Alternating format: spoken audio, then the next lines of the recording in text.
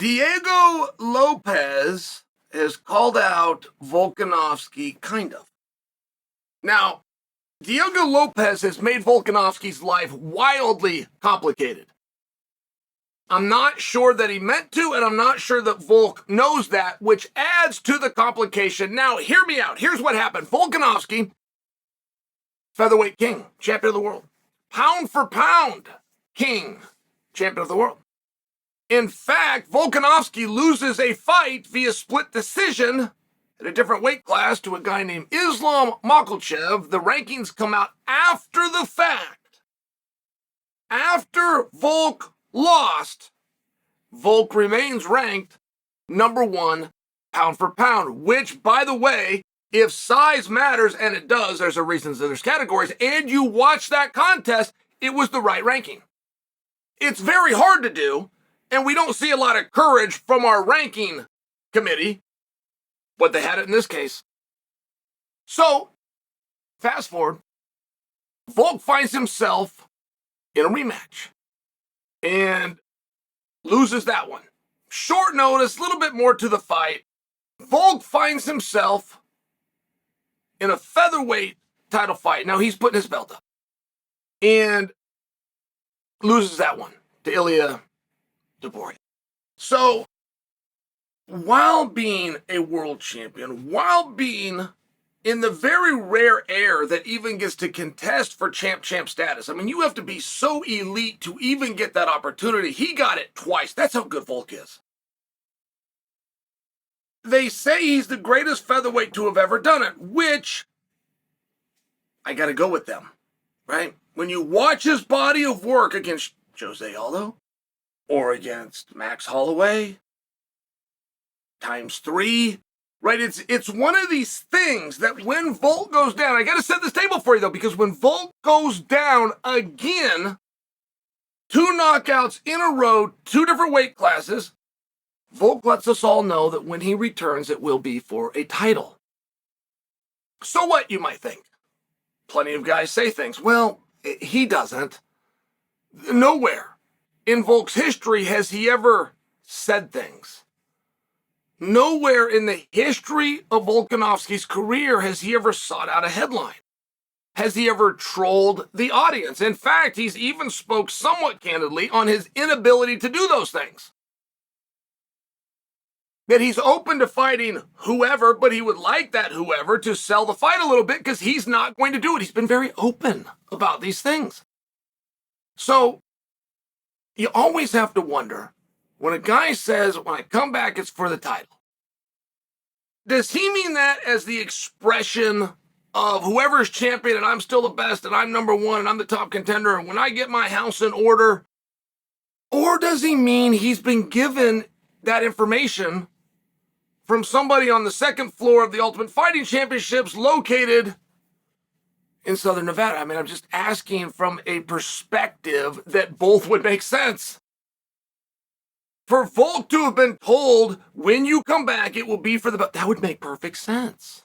There'd be no problem with that. The other side of that coin, if you're the decision maker, if you're the author of the statement, hey, Volk, when you come back, it'll be for the title, you're only as good as the information you have at the time that you make the statement, and things in this sport change very quick. Now, nobody would have thought somebody as impressive as Volk that things would change so quick for, where possibly he's not the number one contender. Nobody would have seen the world champion, the pound for pound GOAT, and the stated greatest 45-pounder to have ever done it is going to lose his spot, particularly to an unrecognized talent with a weird hairdo by the name of Diego Lopez. Not for nothing, you just wouldn't have seen that coming. So, what do you do when it does come? What do you do when that time does arrive? Lopez has been named, it's unofficially, but been named to the backup position for Max versus Ilia Topuria. Now, when I tell you unofficially, I'm going back to a press conference done after the event at the Spear. Between that press conference and now, quite possibly, he's inked that deal. If I'm ignorant to that, forgive me, because it's not my point. I believe he will become the official backup. I believe he will get licensed. I believe he will be on an airplane. And I believe that at bell time, he will be the replacement fighter. And if history tells us anything, the replacement fighter that actually goes through that process, does the licensing, does the training camp, flies to the event, sits in the front row because they couldn't get in the ring, they get to go next. Can we agree? History tells us that. Now, there is one exception to history. Do you guys know what it is? Great trivia question for you. Do you know what it is? Alexander Gustafsson. Alexander Gustafsson lost a fight. In fact, he lost it quickly and decisively. And his next fight at the same weight class was for the world title. Do you know the story? Because the person that told Alexander Gustafsson that regardless of the outcome of this fight, you'll be next for the title was Lorenzo Fertitta. And of course, that deal was honored. And I'm bringing this all to you because Diego Lopes has now, whether he's the unofficial backup or officially signed for the backup, has also called out Volkanovski. And he's got a date in mind, which is December. In fact, Diego Lopes, the exact way he tells the story is I will either fight Max or Ilia Topuria in November when I fill in and they exercise my backup status, or I will wait until December and I will fight Volkanovski. Now, the reason that makes things so complicated, aside from the one example I gave you of Alexander Gustafsson, which tied in from the words that came from the lips of Lorenzo Fertitta, you cannot tell me a time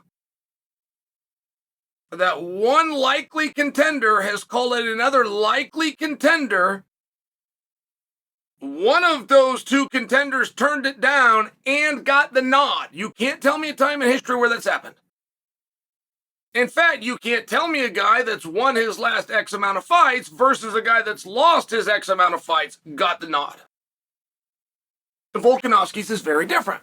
Right? One, he's out of his weight class. Two, it's against Islam, where everybody else lost to. Three, he had a complete round against Topuria, which, by the way, he won, and the fight was going his way until he got caught. I mean, there's a lot to the story. I fully understand that. But there's something known as seeding meetings. The NCAA, which is the scum of the earth, even honors a seeding meeting.